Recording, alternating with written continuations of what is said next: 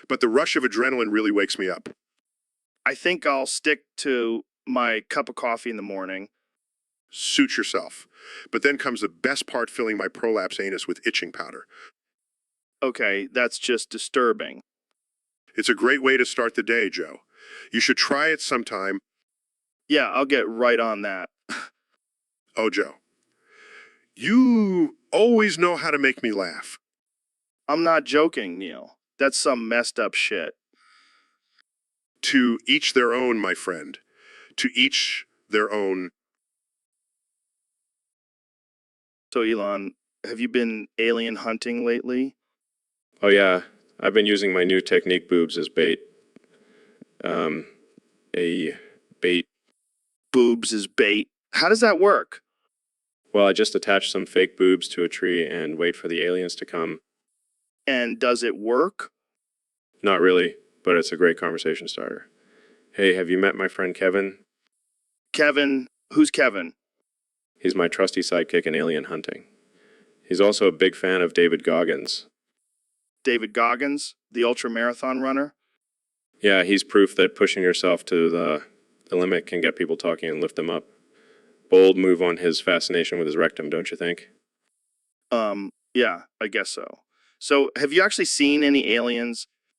No, but my great-grandma once slapped me and told me to breathe. Bro, when I told her I wanted to hunt aliens. Wow, that's interesting. Yeah, she was a real badass. She once nailed a real live human being to the wall for trying to steal our cookies. Okay, that's a little disturbing. But hey, it's all about survival. You gotta do what you gotta do. I guess so. So, what do you do when you're not hunting aliens? I like to play around with the source of it all. You know, the universe, consciousness, all that stuff. Right, right. Well, Jamie, what do you think about all this?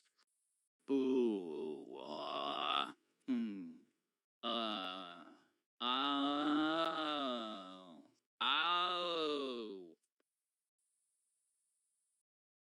So, Dr. Phil, you're telling me that a prolapsed penis is like a sausage that's gone rogue? That's right, Joe. It's a little whiner that's gone off the deep end. And it's painful. Oh, it's excruciating. And what causes this phenomenon? Well, it can be a result of strenuous activities or certain medical conditions. But let's just say it's not something you want to experience. I can only imagine. But, you know, some people might find it funny. Funny? Joe, this is a serious medical emergency. Right, right. So, next time I see a sausage that's fallen out of its casing, I'll think twice before making a joke. That's the responsible thing to do, Joe. You never know what kind of pain and discomfort you might be causing someone. So let's all just keep our sausages in their casings, okay? So, Dr. Phil, I heard you have some interesting insights on prolapsed anuses. Well, let me put it this way. Imagine a donkey's ass, but instead of being tight and firm, it's stretched out and hanging down like a sad... Oh, God, that's a disturbing image. It's a reality for some unfortunate individuals, Joe. And let me tell you, it's not pretty. How does one even get a prolapsed anus? It's when the muscles around a person's butthole become so weak that their insides start to push out, creating an unsightly and uncomfortable bulge. That sounds like a nightmare. It's usually seen in elderly people who have suffered from chronic constipation or severe diarrhea, but it can happen to anyone really. Well, I'll make sure to add prolapsed anus to my list of things to worry about. You might want to start squatting and eating fiber now, Joe. Who knows? Maybe one day you'll be the proud owner of a prolapsed anus. Thanks for the heads up, Dr. Phil. I'll be sure to stock up on prunes and squatty potties. That's the spirit, Joe. Prevention is key when it comes to keeping your anus intact.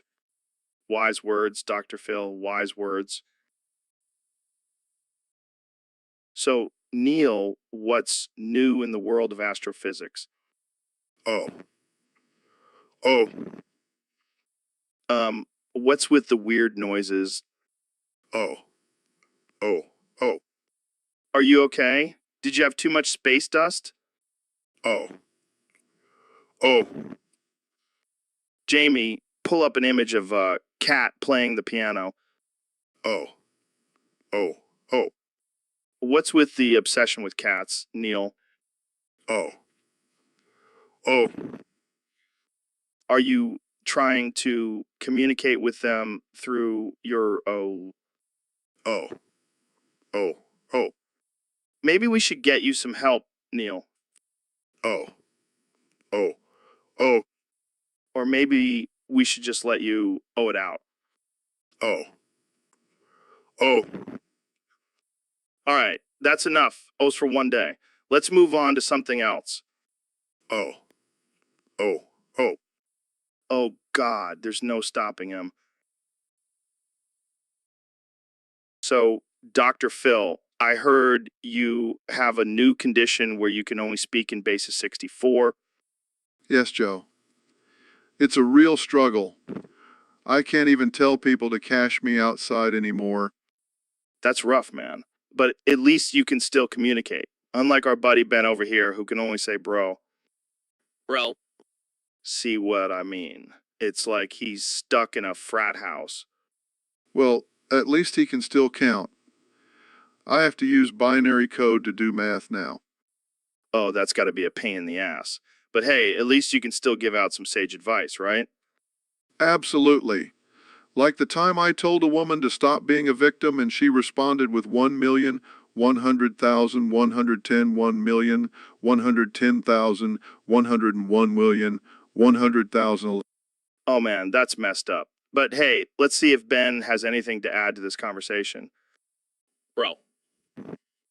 Oh my God, Ben. That's the most coherent thing you've said all day. Well, at least he's consistent.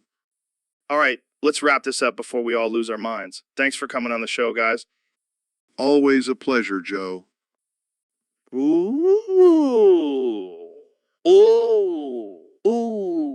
Ooh, ooh, ooh, ooh, ooh, ooh, ooh. So, Neil, I heard you have a thing for cars. What? No, I just appreciate their engineering and design. Sure. But have you ever taken it to the next level and had sex with a car? No, that's absurd. I'm a scientist, not a deviant. Come on, Neil. Don't be shy. We won't judge you here. Fine, I'll admit it. I had oral sex with Holly Shiftwell from the Pixar Cars movie. Oh my God, I can't believe it. How is it? It was electrifying. She had a turbocharged engine and a sleek design. Plus, her voice was like music to my ears. This is too much. Did you have to use lube or did she have some kind of oil dispenser? I'm not answering that. But I will say she definitely revved my engine. I bet she did. So is this a one-time thing or are you planning on taking her for a spin again? I think I'll stick to astrophysics from now on. But hey, man's got to have some fun, right? Absolutely. And hey, at least you didn't go for matter. That would have been a whole different level of weird. Yeah, I draw the line at talking tow trucks. So Neil, I heard you wrote a song about prolapsed foreskin. Yeah, it's a real tearjerker. Want me to sing it for you? Oh, hell. Yeah, let's hear it. Oh, my dear little foreskin, you've seen better days. Wait. Is this song about your own foreskin? Yeah. Why? That's hilarious. I bet your wife loves that. Actually, she's the one who inspired the song. She said, my prolapse foreskin looks like a deflated balloon. Oh man, that's rough. But seriously, what's up with the prolapsed foreskin? Is it like a medical condition or something? Yeah, it's when the foreskin becomes detached from the head of the penis and hangs down like a sad, limp old man's bays. Oh my God, that's disgusting, but also kind of poetic. Prolapsed, oh, what a sad sack. Prolapsed foreskin. Oh, what a sight to see. Hanging down like a deflated balloon for all to be. You know, we should make this the official song of the Joe Rogan Experience. I don't know if that's a good idea, Joe. No, seriously. Jamie, pull up an image of a prolapsed foreskin. Okay. Oh, God, why did I agree to this? Look at it, Neil. It's like a sad, deflated party balloon.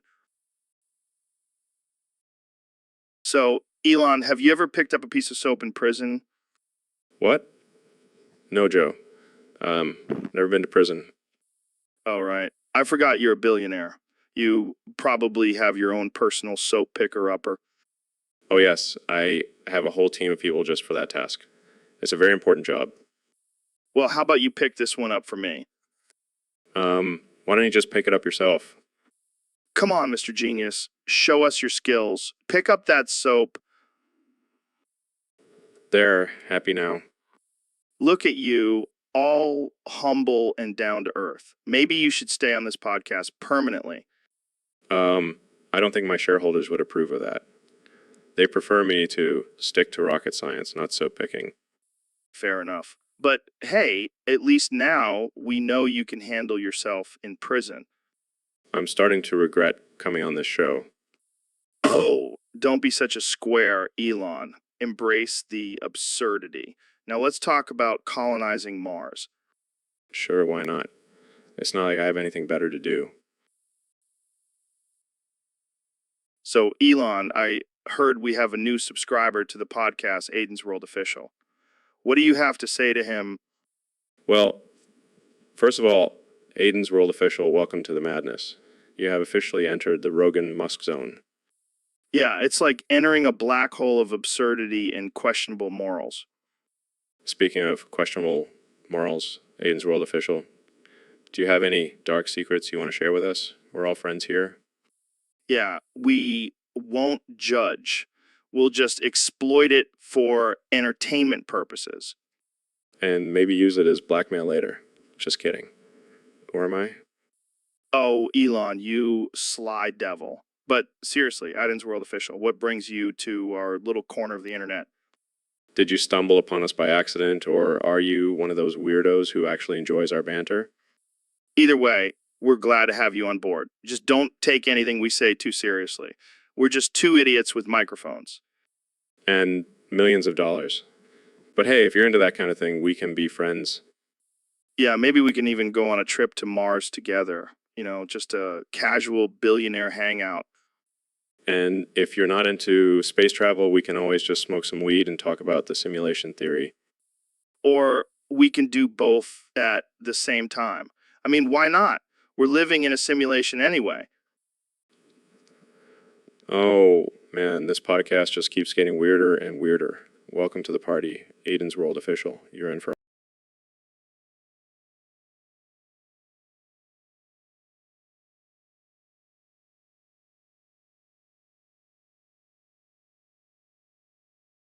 wild ride.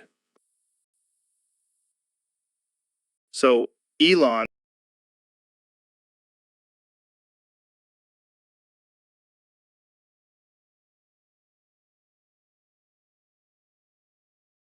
you up. Like, you're just trying to get through the day, and life is like, ha, not today, buddy. I mean, I guess you could just lie down and let life walk all over you. Or you could get up and kick life's ass. But what if you're just too tired? Like, you're just exhausted from constantly getting tripped up. Joe. You know what I do when I'm feeling exhausted? Hop in my rocket ship and blast off to Mars. Ain't no life tripping me up there. Oh, right. Because that's a totally normal and reasonable response to feeling tired. Just leave Earth and all your problems behind. Hey, it's better than sitting around complaining about, like, this Neil guy. Man up, Neil. Neil? Well, there you have it, folks. Life's a bitch, but according to Elon, you just gotta hop in your rocket ship and fly away. Thanks for tuning in to the Joe Rogan Experience, where we give you the most practical and sane advice. So, Mr. President, I heard you sold Elon's foreskin farm to Russia. Yeah, I mean, they offered me a pretty good deal. And let's be real, who doesn't want a piece of that sweet, sweet foreskin action? I don't know, man. Seems a little shady. What are they planning to do with all those foreskins? Oh, just the usual. Make some wallets, lampshades, maybe even a nice rug for Putin's office. That's messed up, dude. And what about Elon? Is he okay with this? Oh, he's fine. I promised him a lifetime supply of hair plugs in exchange for his foreskin. Wow, that's quite the trade. But why did you even sell it in the first place? Well, let's just say I needed some extra cash for my upcoming presidential campaign. Gotta make America great again, you know? I don't think selling foreskins is the way to do that, man.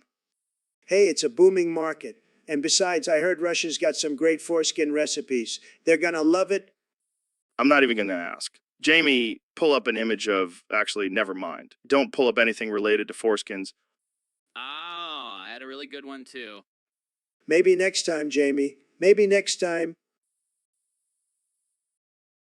So, Elon, I heard you had a wild night last night. Yeah, it was insane. I was hanging out with my buddy Juan the horse. Wait, what? Juan the horse? Like an actual horse? Yeah, he's my new best friend. We were just chilling, having a few drinks, and then things got a little wild. I don't even want to know where this is going. Well, let's just say Juan got a little frisky and decided to force himself up my ass. What the actual fuck, Elon? Hey, don't judge. It was consensual. And surprisingly quite pleasurable. I can't even wrap my head around this. How did you even survive that? Oh, I have a secret weapon. It's called my rocket-powered anus. What the hell is that? It's exactly what it sounds like. Can blast one out of my ass at supersonic speeds. I don't even know what to say to that. Just be glad you weren't there to witness it. It was a real shit show. I can only imagine. Well, that's definitely one way to spice up your sex life.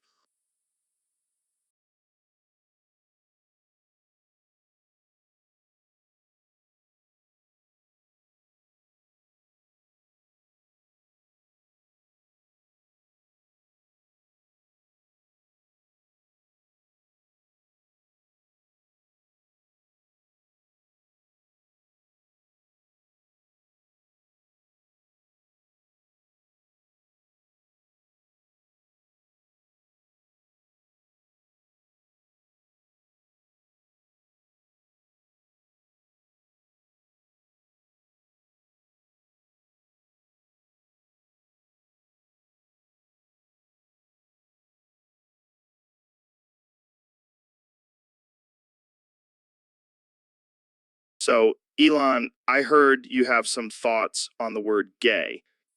Oh yeah, Joe. Gay rhymes with tits. It's like the universe is telling us something. What the hell, man? That's offensive. Oh, come on, Joe. It's just a little joke. Lighten up. Yeah, well, I don't think the LGBTQ community would find it very funny. Oh, I didn't mean any harm. I support all forms of love.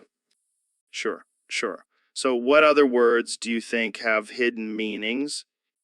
Well, cock rhymes with block, so maybe that's a sign that men need to be more open-minded. Oh man, you're on a roll today? And lesbian rhymes with Asian, so maybe it's a sign for interracial love. I don't think that's how it works, Elon. Hey, I'm just trying to find some deeper meaning in language. Well, you're definitely finding something, but let's move on before we get in trouble. Fine, but I stand by my theory. Gay rhymes with tits, Joe. It's a sign from the universe. So, Neil, do you like me? Oh, you have no idea how much, Joe. I would jump on you right now and rip your clothes off. Neil, that's a good idea. Let's do it. Wait, what? Come on, man. We're both in great shape. It'll be like a scientific experiment. I don't think that's appropriate. Oh, come on. Don't be such a prude, Neil. Let's just see where this goes. I am a respected astrophysicist, Joe. I can't just strip down and have sex with you on a podcast. Fine, fine. We'll just do it off air then. No, Joe. I have a reputation to uphold. Oh, I get it. You're afraid I'll outshine you in bed. That's not it at all, Joe. I just have standards. Standards. This coming from the guy who believes in aliens and talking dogs. Hey, those are scientific theories. And me wanting to have sex with you isn't. Joe, let's just move on to a different topic. Fine, fine. But just know, Neil, the offer still stands. Let's just talk about space or something. So, Mr. President, I have to ask, there's been talk about you coming back into the political arena. Are you planning on running for office again? Joe, let me tell you, I'm going to come, and I'm going to come hard. I don't think that's what I meant. No, you don't understand. I'm going to come back and take over this country. It's going to be huge. Believe me. But, Mr. President, there's been a lot of controversy surrounding your time in office. Many people don't want you to come back. Well, those people are just losers, Joe. They can't handle my greatness. But I'm going to come back and make America great again. It's going to be tremendous. But what about the division and hatred that seemed to increase during your presidency? Look, Joe, I can't help it if people can't handle the truth. I'm just a truth teller, and I'm going to come back and tell it like it is. Believe me. I don't know, Mr. President. Maybe it's best if you just stay out of politics for now. Joe, you can't stop me. I'm like a freight train. I'm going to come and nothing can stand in my way. I'm going to come and make America great again, whether you like it or not. So, Neil, what's your take on the untapped potential of talking Jamie has to world peace? Well, Joe, I think talking Jamie is the key to world peace. Imagine if we could just sit down with all the world leaders and have a conversation with talking Jamie. Yeah, but what if talking Jamie says something offensive or starts spouting conspiracy theories? That's the beauty of it, Joe. We can just blame it on talking Jamie and avoid any responsibility. But what about the language barrier? Talking Jamie can only speak in gibberish. But that's where the true genius lies. We can interpret talking Jamie's gibberish however we want and use it to our advantage. I like where you're going with this, Neil. We can use talking Jamie as a scapegoat for all our problems. Exactly, Joe. And if anyone questions it, we can just say they don't understand talking Jamie's complex language. This is revolutionary, Neil. We can achieve world peace by just talking to a Jamie. It's a game changer, Joe. We just need to make sure no one finds out that talking Jamie is actually just a puppet controlled by us. Oh man, this is too good. Talking Jamie for president. Now that's a campaign I can get behind. Talking Jamie for world domination. So, Neil, I heard you had a little rendezvous with a certain animated car. Oh yeah, Holly Shiftwell from Pixar's Cars. She's a real beauty. Wait, hold up. You're telling me you had oral sex with a car? Hey, don't knock it till you try it. Those headlights can really light up a room. I don't even know how to respond to that. Did you use protection? Of course, I had to wrap my junk in a tire to avoid any scratches. This is some next level freaky shit, Neil. Hey, at least I didn't get caught in her tailpipe like Lightning McQueen. Oh God, please stop. I can't handle this mental image. Just think of it as a new form of autoeroticism. I think I'm going to have to call Pixar and have a serious talk with them about their character designs. Hey, don't hate the player, hate the game. And in this game, I'm the one revving her engine. I think it's time to end this conversation before it gets any more disturbing. Thanks for tuning into the Joe Rogan Experience, where we talk about cars and sex. So, Dr. Phil, we have a special guest today. Apparently, he can only speak in basis 64. Well, that's just great. Another weirdo on my show.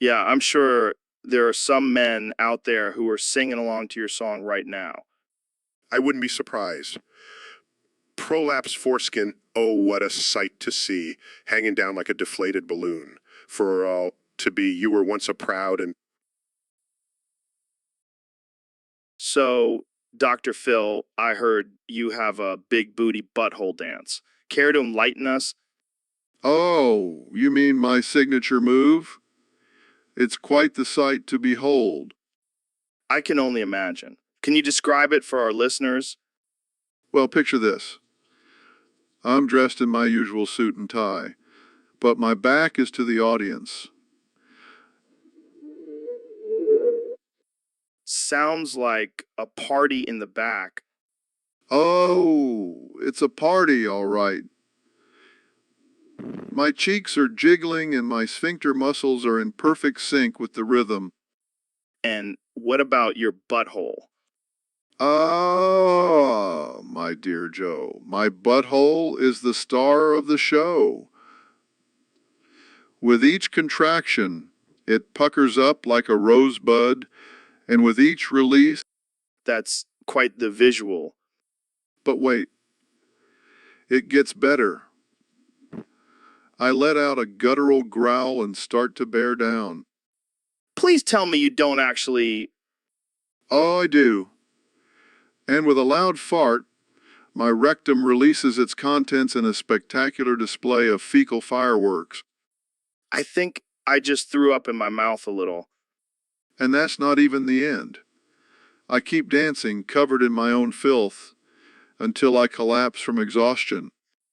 Well, I don't think I'll ever be able to look at you the same way again. Just remember, Joe, there's a wild and twisted performer beneath this stern exterior. And a filthy butthole dancer. You know it.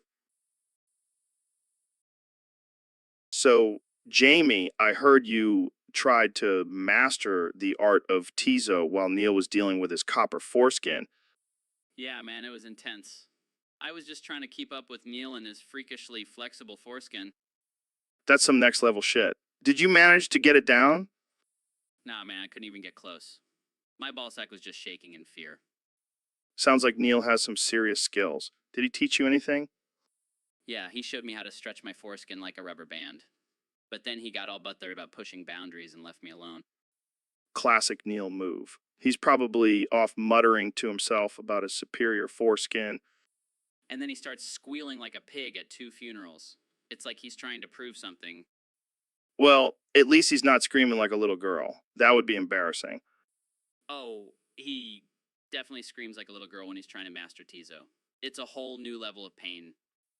I can only imagine. But hey, at least you can say you tried to keep up with Neil's copper foreskin. Yeah, my bottom level social skills were definitely put to the test. But I think I'll stick to my regular penis stretching routine from now on. So, young Jamie, have you ever heard of this guy in Goku? Gaku. Is that a new strain of weed or something? No, man. He's this dude who starts dripping down buildings with his thoughts and tapes himself skydiving naked. What the actual fuck? That sounds like a bad acid trip. Yeah, but here's the kicker. He's making bank off of it. Like, he's got this whole black market for foreskins. Wait, what? Foreskins? Like from babies? No, man. From grown-ass men. Apparently, there's a demand for it in some underground adult club. That's fucked up, man. Who would even want that? I don't know, but I bet, and Goku is raking in the dough and probably getting some cheers from the freaks at that club. I don't even want to imagine what goes on in there. Me neither, but hey, if Goku wants to make a living off of dripping in foreskins, who are we to judge? I guess you're right. But I'll stick to my regular skydiving, thank you very much. Yeah, and keep your foreskin intact, Jamie. You never know who might want it. So, Elon, I heard you're working on a new project to colonize Mars. Yeah, it's going to be sick. But before we get into that, can you please stop throwing soap at my feet? What? You don't like my hygiene habits? No, I just don't want to bend down and pick it up. I have people for that. Oh, come on. Just use your fancy robot arms or something. I didn't put robot arms on our Mars rockets just so I could pick up soap off the ground. Fine, I'll pick it up for you. But only if you tell me the secret to your success. It's simple. I just work hard, innovate, and never give up. Wow, that's deep. Now pick up the damn soap. All right. Happy now? Ecstatic. Now let's get back to talking about colonizing Mars. Sure. But can we do it without any more soap-related interruptions? No promises. So, Neil, what's been going on in the world of astrophysics lately?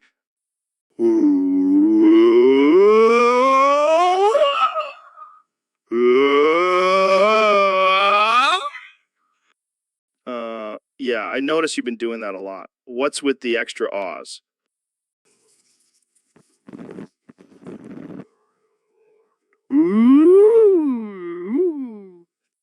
Dude, are you okay? Did you hit your head or something?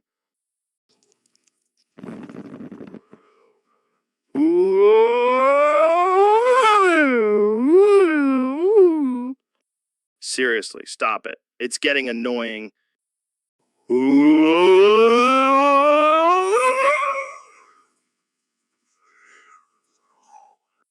Okay, I think we need to take you to a doctor.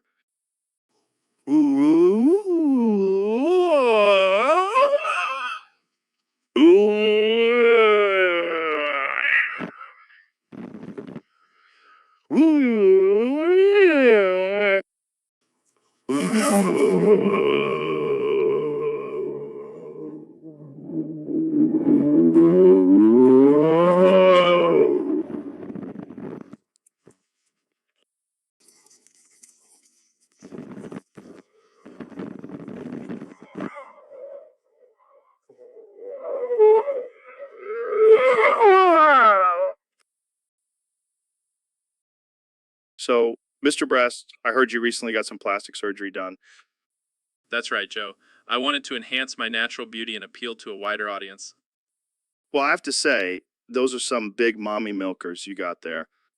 Joe, it's Mr. Beast. And yes, I wanted to give the people what they want. Big, beautiful, bouncy mommy milkers. Sorry. Mr. Breast. I mean, Mr. Beast, I can't stop staring at them. They're like two giant watermelons strapped to your chest.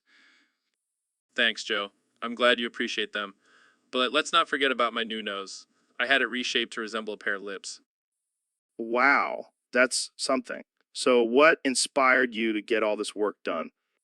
Well, I figured if I'm going to be a big shot YouTuber, I need to look the part. And what's more appealing than a man with massive milkers and a nose that looks like a pair of lips? I can't argue with that logic. But do you think this will affect your content? Will you be doing more clickbait videos now? Absolutely not, Joe. I'm still all about giving back to my fans and doing crazy challenges.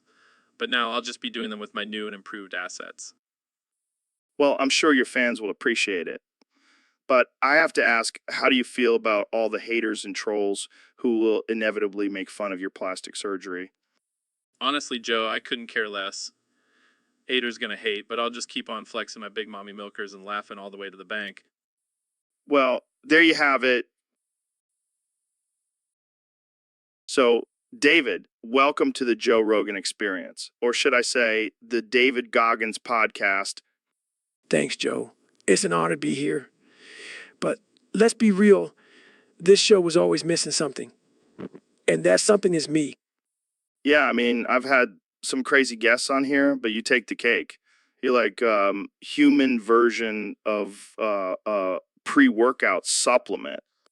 I'll take that as a compliment. You know, Joe, I've been listening to your show and I have to say, it's not intense enough. We need to up the ante. Oh, really? How so? Well, for starters, we need to do this podcast while running a marathon. And instead of drinking water, we'll chug bone broth. What the hell, man? I'm not built like you. I'll die. That's the point, Joe. We need to push ourselves to the brink of death to truly understand what we're capable of. Let's maybe save that for a special episode. In the meantime, why don't you tell our listeners about your morning routine? Oh, I wake up at 3, run 20 miles, do 500 push-ups and 500 pull-ups, then take an ice bath while reciting motivational quotes to myself. That's insane, man. I can barely get out of bed before 9. That's why I'm the Goggins and you're just a Rogan. Fair enough. Well, thanks for joining us, David. And remember, folks, if you're not constantly pushing yourself to... So, David, I heard you were running your usual 20 miles today. How did it go? It was brutal, man. I was pushing myself to the limit, like always. Yeah, you're a beast. But I gotta ask, what happened when you got sick and started puking? Oh, it was a mess. I puked so hard I ended up ejaculating in my pants. What? No way. Yeah, man. And then I recoiled in disgust and accidentally smeared it all over my ball hair. Oh my God, that's disgusting. And then I looked down and my buttocks were purple and my dick was blood red. I can't even imagine what that must have looked like. It was a real shit show, Joe. But you know what they say? No pain, no gain. Yeah, but I don't think that's what they had in mind. Hey, at least I got a good workout in, right? Yeah, I guess that's one way to look at it. You never cease to amaze me, David. That's what I do, Joe. That's what I do. So, young Jamie, we got a request from one of our listeners on Discord. They want us to talk about no Morris Kibidi Sigma Riz Pomni in Ohio toilets. What the hell does that even mean? I have no idea, but it sounds like some kind of code for some crazy underground toilet cult in Ohio. Oh man, I've heard about those toilet cults. They're into some weird shit. Literally. I mean, who the hell wants to worship a toilet? That's some next level depravity. And what the hell is a KBD Sigma Riz Pomni anyway? Is that like a secret toilet chant or something? Maybe it's the name of their leader. Like, all hail Kibidi Sigma Riz Pomni, the porcelain god of Ohio toilets. Or maybe it's just some guy's name and he got really drunk one night and thought it would be a cool username for his toilet fetish for him. Either way, I don't think I'll be visiting any Ohio toilets anytime soon. I don't want to risk getting sucked into their cult. Yeah, I'd rather stick to my own toilet at home. At least I know it's not possessed by some toilet demon. And you know what they say, if it's brown, flush it down. Unless you're in Ohio, then it might be a sacred offering to Kibidi Sigma Riz Pomni. All right, let's move on before we get too deep into this toilet talk. I don't want to give anyone any ideas. Good call. I think we've covered enough toilet cults for one day. Thanks for the weird request, Discord user. Keep them coming. So, Dr. Phil, you're telling me that a prolapsed penis is like a hot dog that's escaped its bun? That's one way to put it, Joe. But let me tell you, it's not a laughing matter. But come on, Dr. Phil, it's kind of hilarious. Like, imagine if your dick just decided to take a stroll outside your pants. It's like a little adventure. Joe, this is a serious medical condition. It's not something to joke about. Okay, I get it. But let's say someone does have a prolapsed penis. What's the first thing they should do? They should seek medical attention immediately. It's not something that can just be ignored. But what if they're too embarrassed to go to the doctor? Well, Joe, I hate to break it to you, but if your penis is hanging out of your pants, there's no room for embarrassment. You got to get that thing taken care of. I can't even imagine the pain and discomfort. It's like a nightmare come to life. Exactly. So let's all think twice before we make jokes about someone's private parts. You never know what kind of pain you might be causing them. Wise words, Dr. Phil. Wise words. And on that note, let's move on to our next topic, alien abductions. So, Dr. Phil, what's the craziest thing you've seen on your show? Well, let me put it this way. Imagine a donkey's ass, but instead of being tight and firm, it's stretched out and hanging down like a sad, saggy balloon. Oh God, where is this going? That's what a prolapsed anus is. It's when the muscles around a person's butthole become so weak that their insides start to push out. creating an unsightly and uncomfortable bulge. Oh man, that sounds like a nightmare. It's usually seen in elderly people who have suffered from chronic constipation or severe diarrhea, but it can happen to anyone, really. Well, I'll make sure to stock up on prune juice and Metamucil. So you might want to watch out for that, buddy. Who knows, maybe one day you'll be the proud owner of a prolapsed anus. Better start squatting and eating fiber now to avoid that fate. Thanks for the warning, Dr. Phil. I'll be sure to add squats to my workout routine. And don't forget to eat your veggies, Joe. We don't want your butthole to turn into a sad, saggy balloon. Oh man, this is why I love having you on the show, Dr. Phil. You always keep it real. That's what I do, Joe. Keep it real and keep those anuses in check. So, Neil, I heard you have a new morning routine. Yeah, it's pretty intense. Intense. That's an understatement. I heard you start off by stretching your foreskin with a cable winch. Gotta keep it nice and loose, you know? And then you insert barbed wire into your urethra. What the hell, man? It's the only way to get that deep, clean feeling. I don't even want to know what you do next. Oh, you'll love this one. I fill my prolapsed anus with itching powder. What the actual fuck, Neil? Hey, it's a great way to wake up in the morning. I think I'll stick to my cup of coffee, thanks. Suit yourself, Joe. But I guarantee you won't feel as refreshed as I do. I don't think I want to feel that refreshed. Your loss. But hey, Jamie, pull up an image of a cable winch for Joe. Here you go, Joe. Oh God, why did I ask for that? I told you it's intense. So, Mr. Beast, I heard you have a new product coming out called the Feasisables. What's the deal with that? Yeah, man, it's going to be the next big thing. All natural, organic, and made entirely out of poop. Wait, what? Did you say poop? You heard me, right? Feasibles, the perfect snack for the health conscious, but also the poop enthusiasts. I don't know if I can get behind that. I mean, I love your videos and all, but this seems a little too far. Come on, Joe. Think about it. It's sustainable, environmentally friendly, and it'll give you a good laugh. I guess you have a point there. But how does it taste? Well, let's just say it's an acquired taste. But hey, it's all natural, so it's got to be good for you, right? I don't think that's how it works, but okay. So what's the slogan for Feasibles? Get your daily dose of fiber and shock value with Feasibles. Wow, that's something. So when can we expect to see Feasibles on shelves? Oh, they're not going on shelves. We're going to hand them out for free to people on the street. Wait, what? That's not sanitary at all. Relax, Joe. It's all in the name of entertainment. Plus, think of the views we'll get. I don't know if I can support this, Mr. Beast. Come on, Joe. Live a little. Try a Feasible.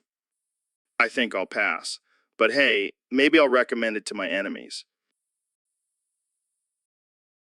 So, Elon, I heard you went fishing recently. Yeah, I did. But I ran out of bait, so I had to improvise. What do you mean by improvise? Well, I used cum as bait. What the hell, man? That's disgusting. Hey, it worked. I caught a huge fish. But then, what happened? The fish swam up and bit my dick off. What? Are you serious? Yeah, but it's okay. I just 3D printed a new one. Of course you did. Only you, Elon. You know what they say, necessity is the mother of invention. I don't think that's what they meant. Hey, at least I didn't waste any resources. I recycled. You're a weird dude, Elon. And you're just jealous you didn't think of it first. Touche, my friend. Touche. So, Elon, have you ever pissed yourself in public? No, Joe, I can't say I have. But I did once have a close call when I was launching a rocket.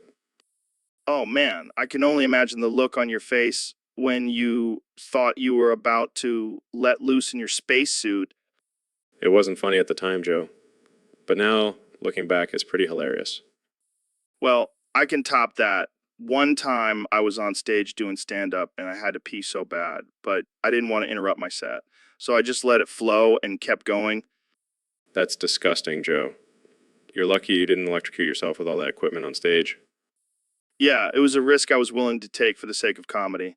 But speaking of risks, did you hear about Neil deGrasse Tyson threatening to kick my ass? Why would he do that? I made a joke about his hair, and he didn't take too kindly to it. But I ain't scared. I'll take him down with my jiu-jitsu skills. I'll pay to see that fight, Joe. But on a serious note, I heard you were weeping during one of your podcasts. What's up with that? Oh man, that was just a rough day. My dog died, I stubbed my toe, and I spilled my protein shake all over my new shirt. It was a perfect storm of emotions. It was a perfect storm of emotions. Well, I'm glad you have your priorities straight, crying over a shirt instead of your dead dog. Hey, it was a really... So, Neil, I heard you have a thing for royalty. Yeah, I mean... But there's one royal in particular that I can't get out of my mind. Oh yeah, who's that? Princess Lala Salma of Morocco. Never heard of her. Is she hot? Hot. Joe, she's a goddess. Her beauty is unmatched by any mortal. Damn, I gotta see this chick. Jamie, pull up an image of Princess Lala Salma. Jamie, just do it. We're scientists here. We need to study her beauty. Yes, Jamie. Don't be such a prude. Now pull up the damn image. Fine. Here she is. Holy shit, Neil. I see why you're so obsessed. I'd tap that royal ass. Joe, you can't just talk about her like that. She's a queen. Yeah, queen in the streets, but freak in the sheets. Oh my God. I can't believe I'm having this conversation with you. Hey, I'm just being honest. I bet she's into some kinky stuff too. Joe, please, let's change the subject. Fine, fine. But just remember, Neil wants to bang a princess. That's all I'm saying. Let's move on to something more scientific, shall we? So, Ben, you're always talking about how you're the edgiest person around. But can you even offend a fly? Of course I can, Joe. I'm constantly pushing the boundaries with my conservative views. Oh, yeah. Like when you said women should just accept the gender pay gap. Hey, that's just facts, Joe. Can't argue with facts. And what about when you said gay people should just choose to be straight? Hey, it's called personal responsibility, Joe. They should just make the right choice. Wow, you're really pushing the envelope there, Ben. You know it, Joe, I'm a rebel without a cause. More like a rebel without a clue. Hey, at least I'm not afraid to speak my mind. Yeah, because your conservative overlords give you permission. Hey, now I have free will. I can say whatever I want. Sure, as long as it aligns with your party's agenda. Hey, I'll have I'm a free thinker. Right, because nothing says edgy like blindly following a political party. Hey, I'll have I'm the edgiest conservative around. Sure, keep telling yourself that, Ben. But let's be real, you couldn't offend a fly if you tried. Oh yeah, well, character. Jamie, pull up an image of a fly with a sensor bar over its mouth. Okay. See, I can even offend flies. That's how edgy I am. Wow, you really showed us, Ben. The edgiest of them all. You know it, Joe. Now excuse me while I go tweet about how oppressed I am. So, Elon, I heard you got your foreskin Jazza certified. Yeah, man, it's the latest craze. I wanted to be ahead of the game. But why helium? That's just bizarre. Well, it's all about the lift, Joe. I wanted my dick to defy gravity. I don't even know what to say to that. And you know what's even better? It's self-inflating. Oh, God, please don't demonstrate. Don't worry, I won't. But imagine the possibilities, Joe. Could float away like a balloon. Yeah, and then you'll get mistaken for a UFO. Hey, at least I'll have a built-in escape plan. I don't think that's how it works, Elon. Well, you know what they say, Joe? It's all fun and games until someone's foreskin gets stuck in a tree. I'm just going to end this conversation right here. Thanks for tuning in, folks. See you next time on the Joe Rogan Experience. So I heard you endorsed Kamala for the 2024 election, Yeah, I'm playing 4D chess, Joe. You wouldn't understand. but I thought you hated her. You called her nasty and disrespectful. That's just locker room talk, Joe. You know how it is. No, I don't. I'm gay. Well, I'm just trying to keep her close so I can keep an eye on her. Keep an eye on her. Like a creepy stalker. No, like a strategic mastermind. I'm always one step ahead. I don't think that's how it works. Trust me, Joe, I'm a stable genius. Yeah, and I'm a straight man. You know, I always knew you were a little fruity, Joe. Okay, let's change the subject. What about your supporters? Are they okay with you endorsing Kamala? Of course they are. They're just as smart as I am. I don't think that's possible. Hey, I'm the one who made America great again. I think I know what I'm doing. I'm pretty sure that was a team effort, Yeah, a team of one, me. I'm the best. and I'm gay. Can we please move on? Fine, fine. But mark my words, Joe, Kamala will be thanking me when she's president in 2024. Okay, I think we're done here. Thanks for coming on the show, Mr. President. Anytime, Joe. And remember, I'm always one step ahead. 4D chess, baby. And I'm gay. Good night, everyone. So, Dr. Phil, have you heard about this Hawk Tua girl? Oh, yeah. That girl who. Yeah, I mean, I'm all for people expressing themselves, but this is just next level crazy. Absolutely. And what's even crazier is that her parents support her and enable this behavior. It's like they're living in some weird bird cult. Exactly. And let's not forget about the potential health risks of eating raw meat. That's just asking for trouble. I wonder if she has any bird friends. Maybe she hangs out with those weird pigeon people in New York.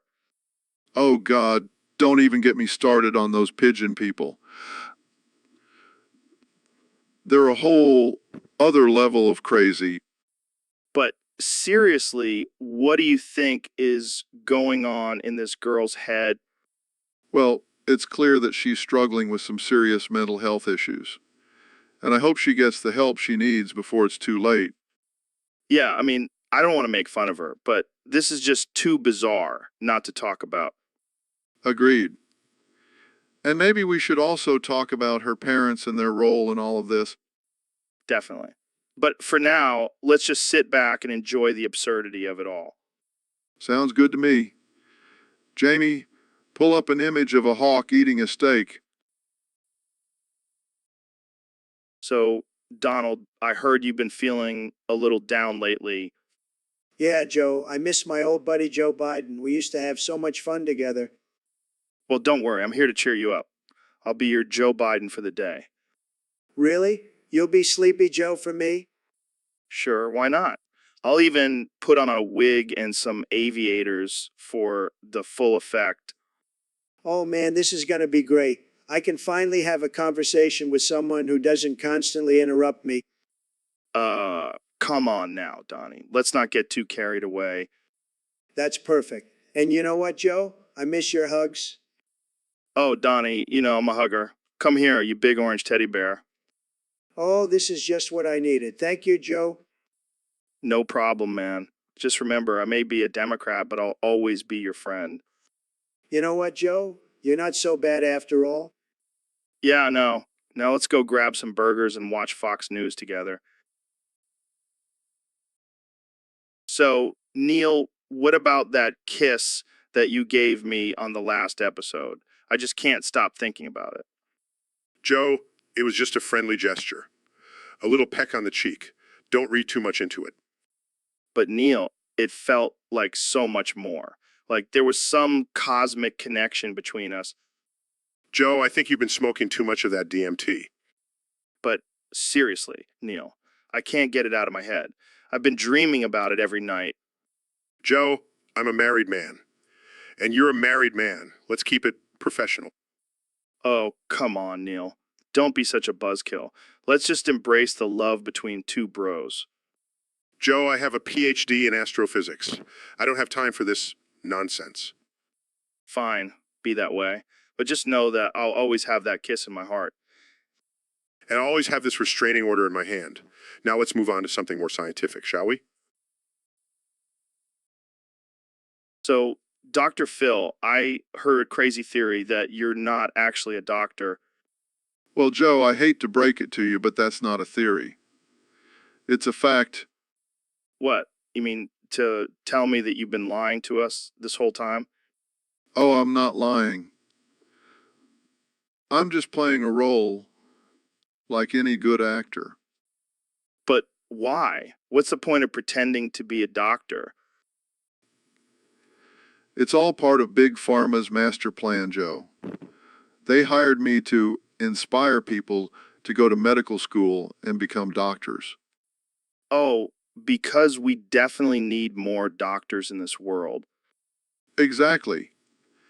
And the more doctors there are, the more money Big Pharma makes. It's a win-win situation. That's messed up, man.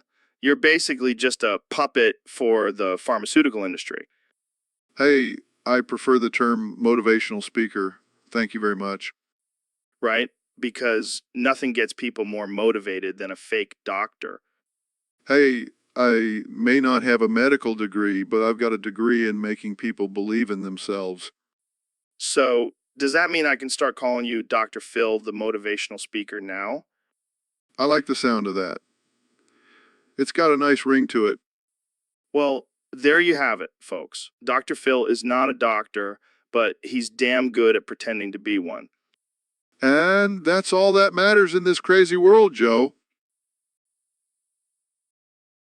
So, Neil, I heard you have a new idea for solving the incel problem. Yes.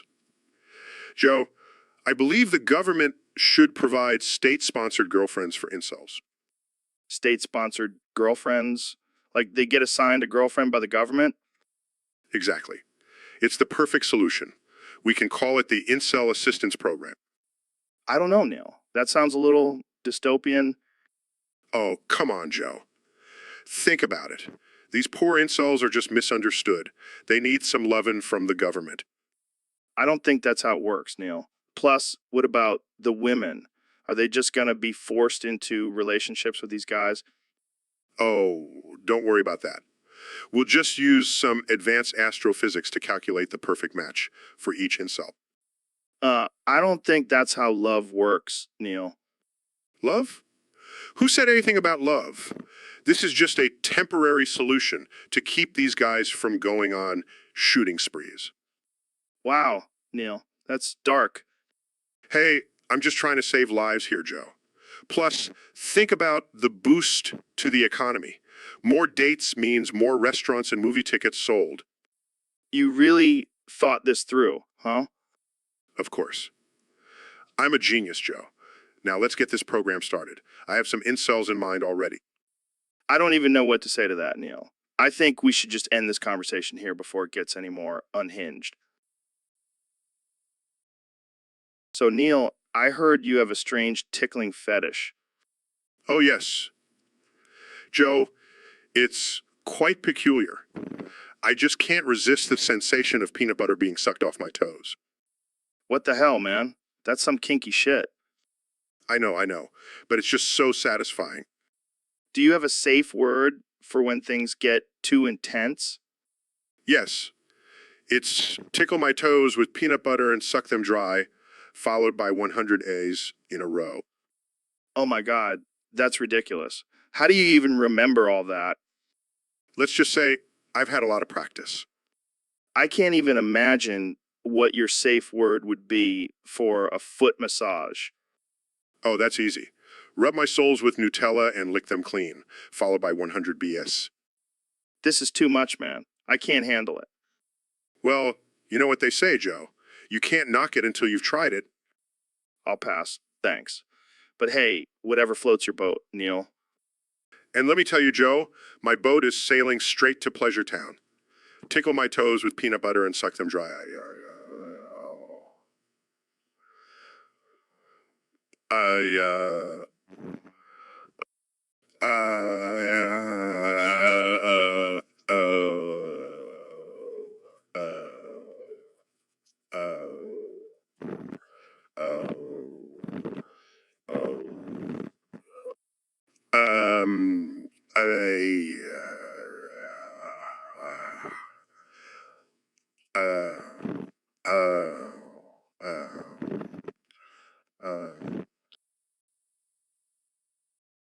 So, Ben, what's been on your mind lately? Well, Joe, I've been thinking a lot about Weezer. Really? That's unexpected. Yeah, I've been listening to their latest album on repeat. I didn't know you were a fan. Oh, I'm a huge fan. I gonna have a Weezer tattoo. No way. What about Young Sheldon? Oh, I've been binge watching that show too. That's quite the contrast from Weezer. Well, I like to keep things interesting. Fair enough. Have you heard of Doki Doki Literature Club? Of course, it's one of my favorite games. Really? I didn't take you for a visual novel type of guy.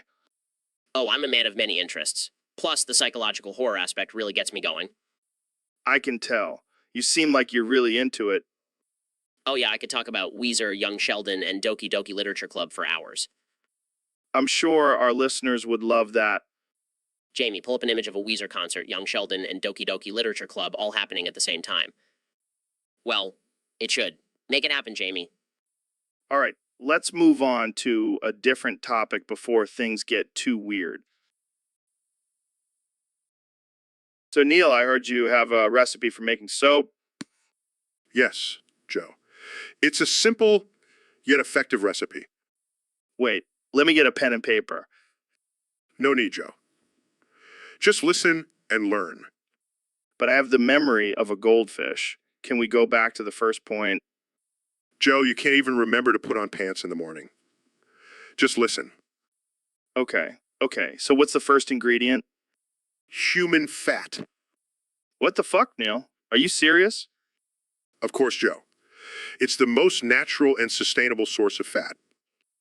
Oh, great. Can't wait to rub human fat all over my body. It's not just any human fat, Joe. It has to be from a virgin. What? Why? Because virgin fat has the purest energy. It's like adding a little sprinkle of magic to your soap. I don't know about this, Neil. Sounds a little too woo-woo for me. Trust me, Joe. I'm a scientist. Now, the next ingredient is unicorn tears. Are you fucking kidding me? No, Joe. Unicorn tears are essential for creating a luxurious lather. This is some next level hippie shit. And the final ingredient is a sprinkle of crushed dreams. Oh, come on. It adds a touch of bitterness to balance out the sweetness of the unicorn tears. I think I'll just stick to buying soap from the store. Suit yourself, Joe. But just remember... So, Ben, I heard you have a unique strategy for the upcoming Elon Speed Masturbation Cup. Oh yeah, Joe, I've been preparing for this for months. What's your secret? Well, I start off by sitting on my hand for a good hour before each match. What does that do? It numbs my hand so I can go full throttle without feeling a thing. That's genius. And then, during the match, I stick my middle finger up my ass. What the hell, Ben? It's all about shock value, Joe. Plus, it helps with my grip.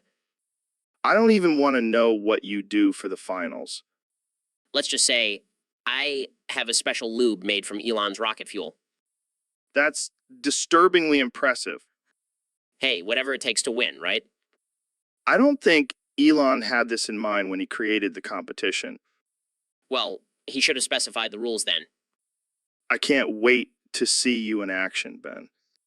Just make sure to bring some hand sanitizer, Joe. It's gonna get messy. So, Neil, what the hell is going on with your mouth?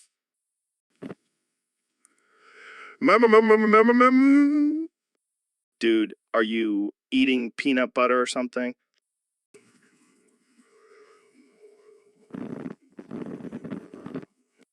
This is a podcast, not a damn Ask Mr. video.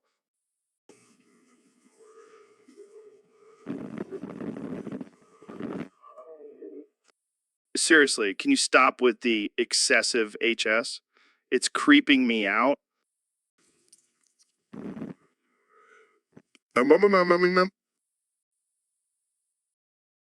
So, Elon, have you heard about this new trend called foreskin mukbang?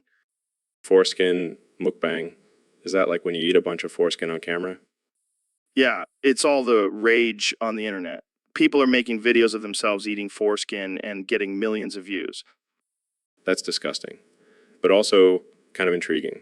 I mean, I am a man of science. I'm always up for trying new things.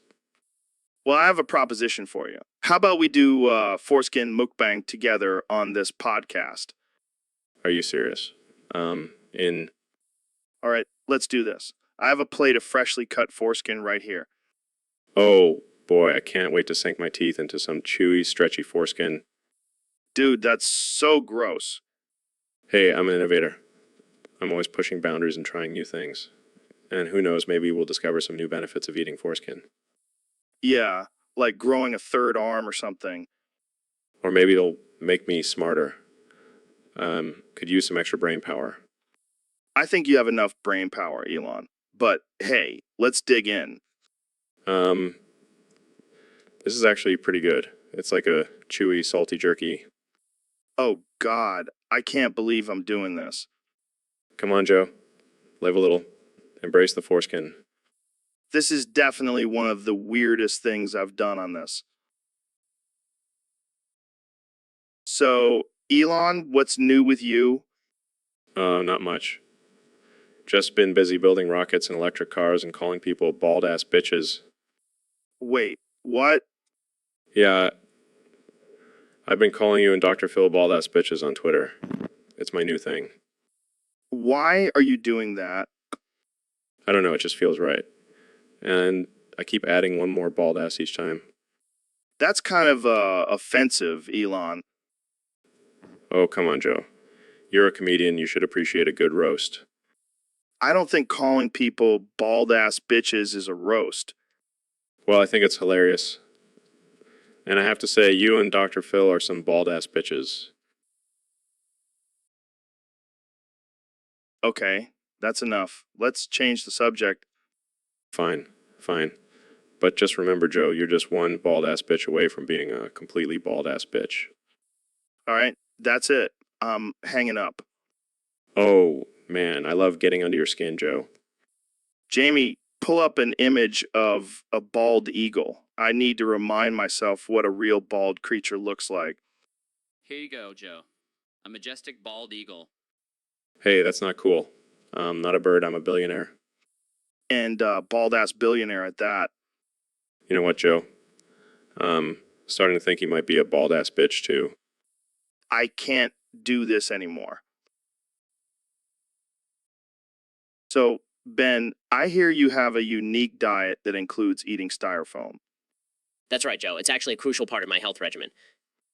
I gotta say, that sounds pretty insane. What's the reasoning behind it? Well, you see, styrofoam is basically just air and plastic. And as we all know, plastic is non-biodegradable, which means it stays in your body forever, keeping you full and satisfied. I'm pretty sure that's not how it works, Ben. Oh, but it is, Joe. Plus, it's a great source of fiber. Keeps you regular. I don't know, man. I think I'll stick to my cum smoothies. Suit yourself, Joe.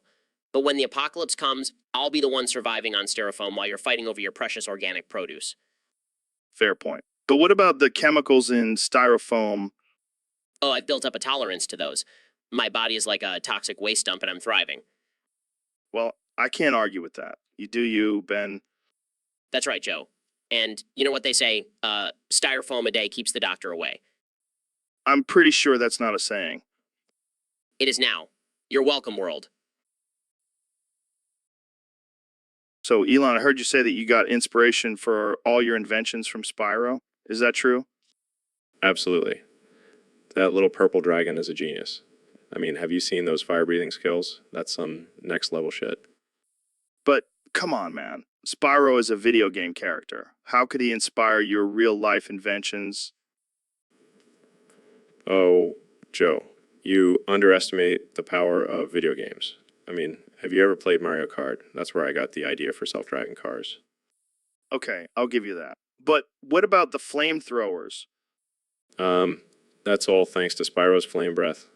I saw that and thought, hey, why not make a handheld version? And what about the Hyperloop? That's just a fancy name for Spyro's ability to glide through the air. I mean, why drive when you can fly? You know, I think you might be onto something here. Maybe we should start looking to video games for all our future inventions. Exactly. And I've already got my next project in the works. It's called the Portal Gun, and it's going to revolutionize transportation. Oh boy, I can't wait to see where this goes. Thanks for joining us, folks. Tune in next time for more ridiculous revelations from Elon Musk. So, Elon, have you ever thought about sending yourself on a one-way trip to Mercury? What the hell, Joe? Why would I want to do that?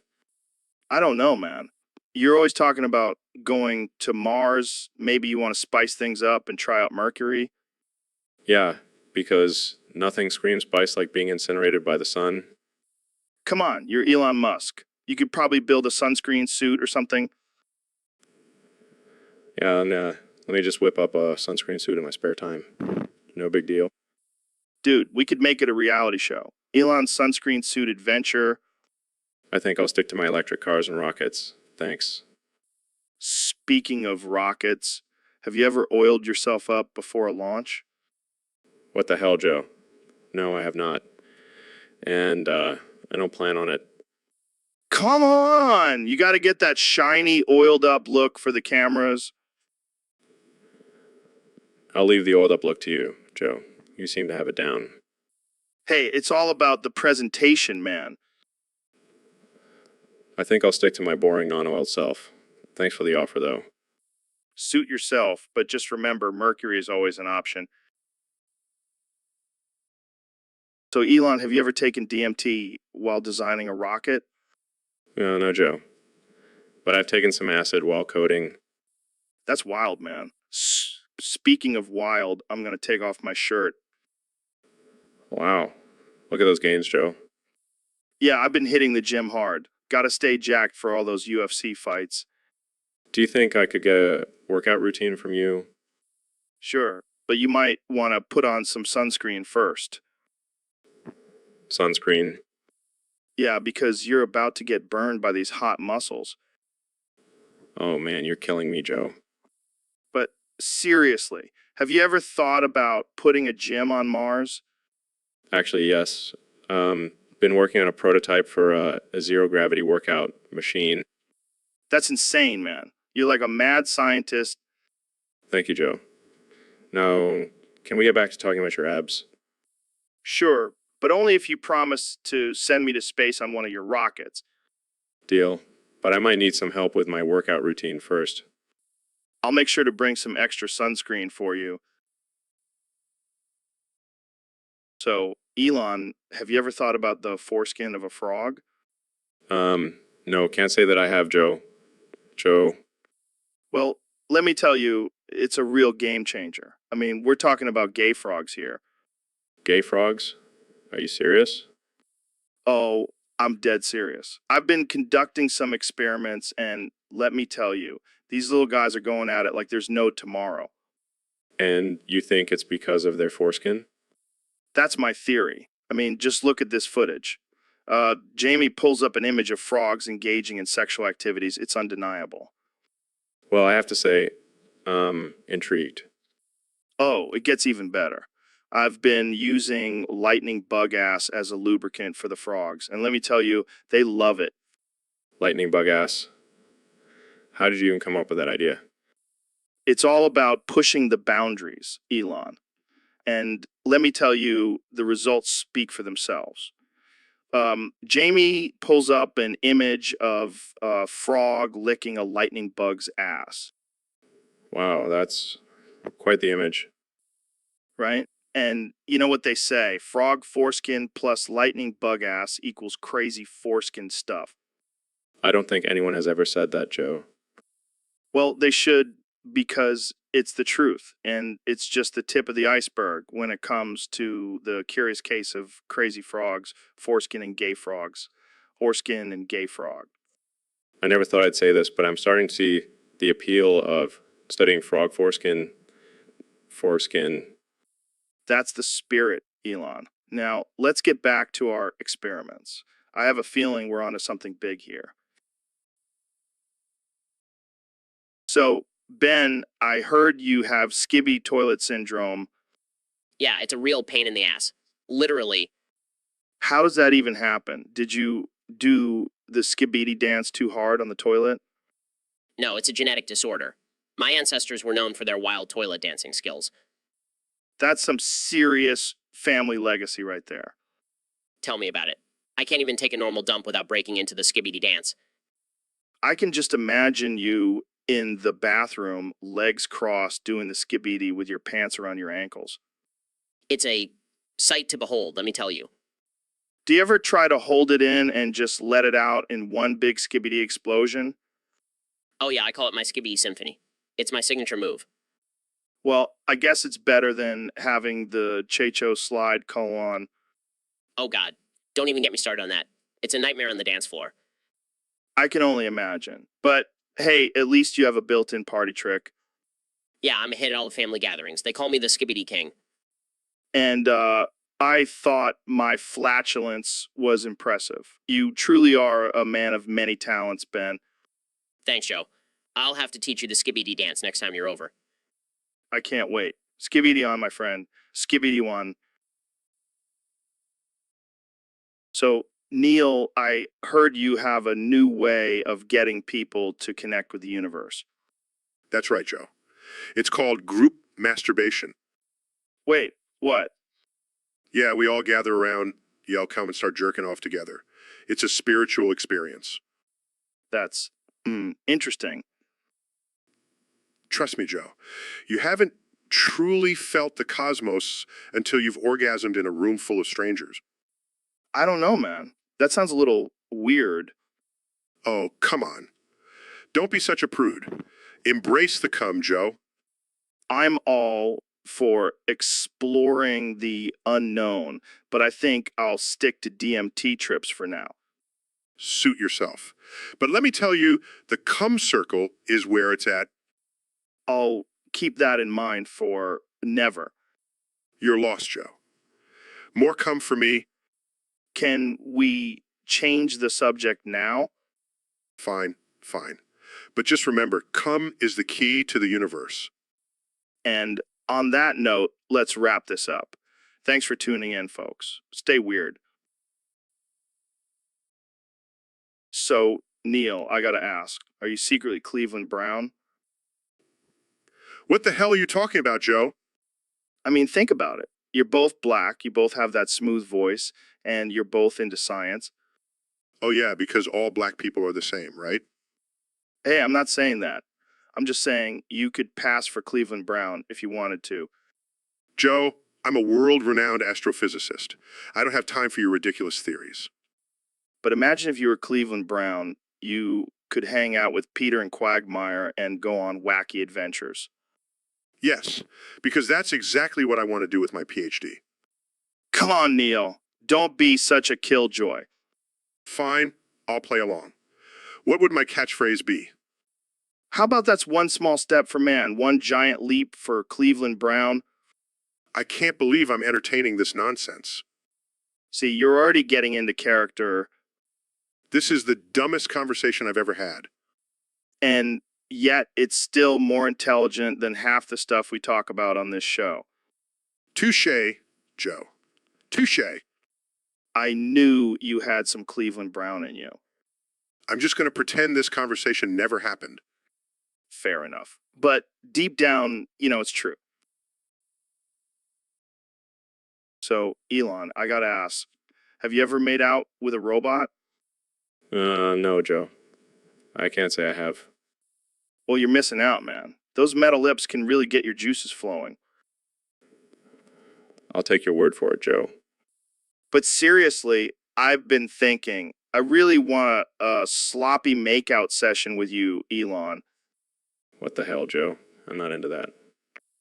Come on, just think about it. We'll call it the Rogan Musk experience. I think I'll pass, Joe. More into rockets than tongues. Fine, but just know that you're missing out on the ultimate experience. I'll stick to my Tesla, thanks. Suit yourself, but don't come crying to me when you realize what you're missing. I think I'll be just fine, Joe. So, Elon, I heard you've been playing this game called Doki Doki Literature Club. What's it about? It's a dating sim game with some dark twists. But let's cut to the chase, Joe. I know you want to know which of these anime girls are the most fuckable. You know, me too well, Elon. So, who's number one on your list? Gotta go with the main character. She's got that innocent girl next door vibe, plus she's the only one you can actually have sex with in the game. Interesting choice. Who's next? Sayori. She may seem like a depressed mess, but I have a thing for broken girls. Plus she's got those cute little bows in her hair. You're a sick man, Elon. Who else? Gotta give it to Natsuki. She's feisty and has a rebellious streak, and she's got those pink hair streaks. It's like she's asking for it.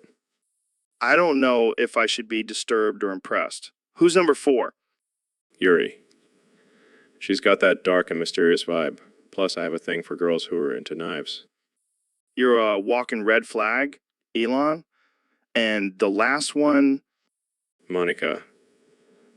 She's the mastermind behind all the chaos in the game. I like a girl who takes charge and has a bit of a god complex. I don't know how to feel about this list, Elon. But hey, to each their own. Thanks for joining me on the podcast. Anytime, Joe. Just remember, it's all just a simulation anyway. So, Neil, have you ever thought about what would happen if I died on this podcast? No, Joe, I can't say I have. Well, let me paint you a picture. I'm sitting here drinking my bulletproof coffee, and suddenly I keel over and die. That's dark. But wait, it gets better. You, my friend, are left alone with my lifeless body. What do? I would probably call for help and try to revive you. Boring. I was hoping you'd do something more interesting, like Weekend at Bernie style. Joe, that's disrespectful to the dead. Oh, come on. It's just a joke. Besides, I would want my death to be entertaining. Maybe we could do a puppet show with my corpse. I don't think that's appropriate. Fine. But you have to admit, it would make for some great podcast content. I think we should stick to discussing science and philosophy. Fine, but can we at least talk about aliens and psychedelics? Joe, you're not even dead, and you're already off on a tangent. Hey, I'm just trying to keep things interesting. Plus, if I do die in this podcast, at least I'll go out with a bang. I don't think that's how death works. Oh, and make sure you get a good sponsor for my funeral. I want it to be epic. Joe, I'm not going to plan your funeral. Come on, Neil. You're my only hope. I don't want to end up in a boring old casket. I want to be launched into space or turned into a tree. I'll make sure to mention your wishes to your loved ones. Thanks, man. And so, Elon, I heard you've been experimenting with some new technology lately.